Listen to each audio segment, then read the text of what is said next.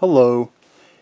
So in the other video I showed what this puzzle box right here looked like when it was all put together, but I decided that I was going to shoot another video where it was all taken apart so you could actually see the inside and how it worked. Now the thing is, I will not be able to show every single function because to show certain locks or puzzles I would have to take apart a majority of this puzzle box, and I don't want to do that. So I'm just going to show you the easiest ones to show, and then I'll explain the other ones. Okay, so I'm going to start over here. So over here we had this part where you push the button and this piece comes out. So it's pretty simple when you look on the inside. So on the inside you see that gray piece with holes. As I push the button, it pushes the drawer out. That's all that is. It's the two pieces slide because there are flat Lego bricks, and then you have the lever right there that just when you push one in, it pushes the other out. And that's how you're able to get out the drawer. So that one's pretty simple. Now over here, the secret door is the other pretty simple one. When it's closed, it looks like a flat wall. But when you grab it, you can slide it out and slide it over. And you can kind of see it if you look at it from an angle right here and down in here. There, you can see that inside it's one taller and one short, or it goes up one and down one more than the thickness of this. So basically there's kind of like a rail that it runs along, and then once it gets far enough over, it slides in to this other part right here. So again, it's pretty simple. It's the same thing on both the top and the bottom. So that's how that works. Now for the final piece, for the final set of puzzle pieces before you can unlock the locks is that axle. So this one, unfortunately, I would have to take apart a lot of stuff to get down in there to show you, but it really just functions exactly the same as the hidden drawer. For this part, you push down, and there's a piece at the bottom that there's a midpoint right here, and then on the other side it pushes up when you push this one down. And that's how you're able to get that part out.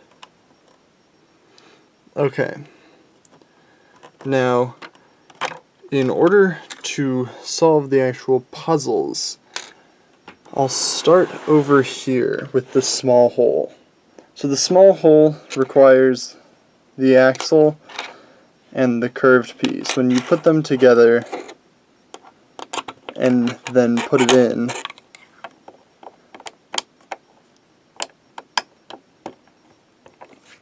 it sticks there, and then you do a quick turn. Now, to show you what it actually does, let me first just reset it. So if you look here, let me get it at a better angle. There's that gray piece attached to the orange and white motor. So when I turn this thing a half turn, it goes into the locked position. So on the actual case that covers it, right here, it slides in that space and then it locks, so you can't pull it up. But then when you actually take the piece and give it a or a half turn, you can see it turns out of the way. So that's how that one works. And the actual way it turns, this is something kind of just random that I found by chance. So these are NXT 2.0 rotating motors, and I was messing with them one day and I plugged one motor into another, and I found that if you turn one motor, it generates power and turns the other motor. So inside the small hole over here, all that's in there, you can't see it, but all that's in there is just another one of those NXT motors that you see right there. So when you turn one, it turns the other and then unlocks the puzzle. So now for the second lock. It's the one where it requires the gear and the axle. So normally this part is covered so you can't see anything, but right now it's uncovered. So when you insert it, it slides into that hole, and then it's just a series of gears that you turn, and as you turn it, the other piece begins to rotate, and you can see the piece kind of pushes out, and it pushes into that corner cavity on the cover for the puzzle box. And then when you continue to turn it, it pulls it back out of the cavity.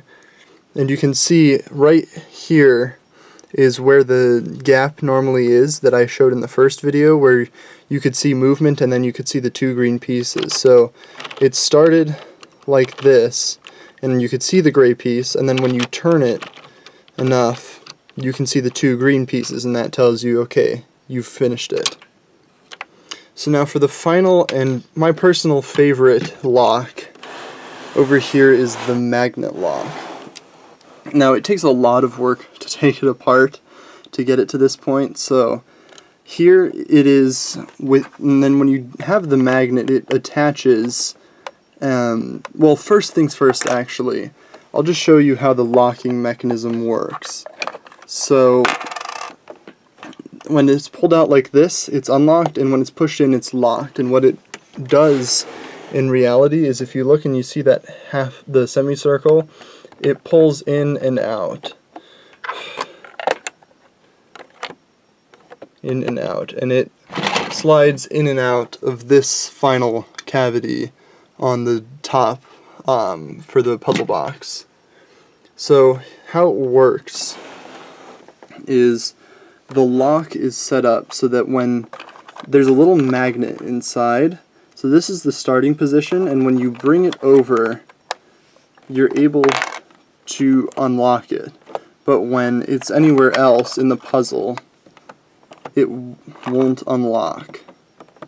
And the reason for that is this. So if I take off this front cover, you can see that there's the little marble, and when the marble to end needs to sit over here, so that when you pull, all of this part is part of the lock itself. It all slides. So only once you get it over here will it be able to pull forward and not run into the wall piece. But anywhere else, when you pull forward, this part will run into the magnet, which runs into the wall, so you can't actually unlock it until you move it all the way over. So that's pretty much it.